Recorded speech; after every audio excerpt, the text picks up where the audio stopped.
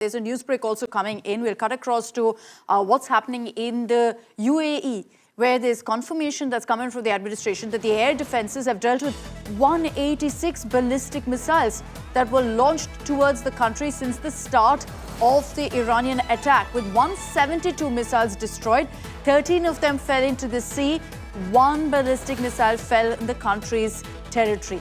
The UAE has in fact put out a statement where they say that we possess a sufficient strategic stockpile of ammunition that ensures the sustainability of operations to confront and counter aerial threats of all types for extended periods and maintains combat readiness to protect the state's security and sovereignty. Sandeep, I'll bring you in on this because one of the aspects of what we've seen in the course of this conflict is for the first time ever, locations like Dubai and Abu Dhabi, which are, throbbing centers of activity, commercial activity, being hit in a war, in a conflict. And so there are so many questions arising here about how well equipped the UAE is to defend themselves in such a scenario, in such a case. Well, Akshita, the UAE and the other sheikdoms in the neighborhood, the GCC countries, the 6 of them, they're heavily equipped with a lot of Patriot missiles. That's the primary surface-to-air missile system that's been sold to them by the United States. But here again, there is a cost asymmetry, and that's the kind of war that Iran has been waging, right? A Shahid drone, which Iran has produced in the tens of thousands, that costs about $50,000 to make.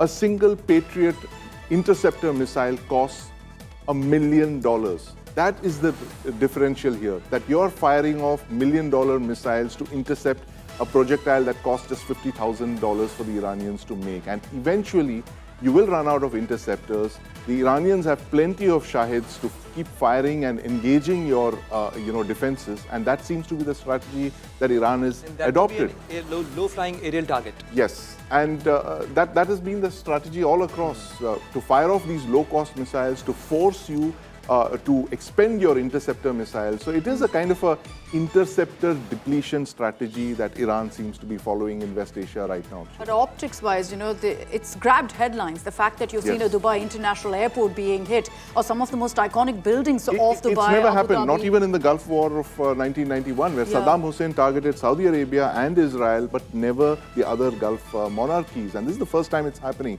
Dubai was built in the shadow of Iranian missiles. They built this fantastic Singapore of West Asia, but unfortunately, it just happens to be too close to comfort for the Iranian missiles. It's just about 100 kilometers from Iran. I have a question for Sandeep. Sandeep or Pranay, the fact that they've in the press conference that was held only a while ago, they've spoken about missiles, but a lot of it also has to do with drones.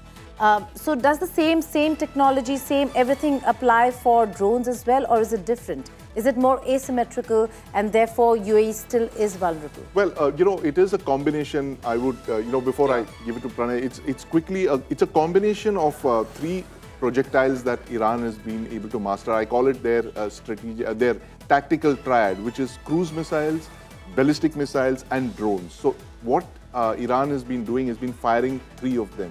They fire them in groups. There's usually, a flock of Shahids accompanied by a single ballistic missile and 1 cruise missile. What they're doing is probing the air defenses and forcing them to expend interceptor missiles. Either any air defense system for that matter, it has a capacity to engage certain number of targets. And Iran, we have seen Iranian strategy during those 12-day war as well, and even this time, they overwhelm a system. And even if with the best of the efficiency, no air defense system is 100% foolproof. And that's why if you see the numbers, they have neutralized, they have engaged those targets, destroyed them, but certain projectiles have managed to enter their territory and they landed, they have hit the target. And that's why we see those visuals. Often we see those visuals, they are the visuals of the targets which were engaged by the interceptor, be it missiles or with some engagement, and they neutralize and they fall as debris.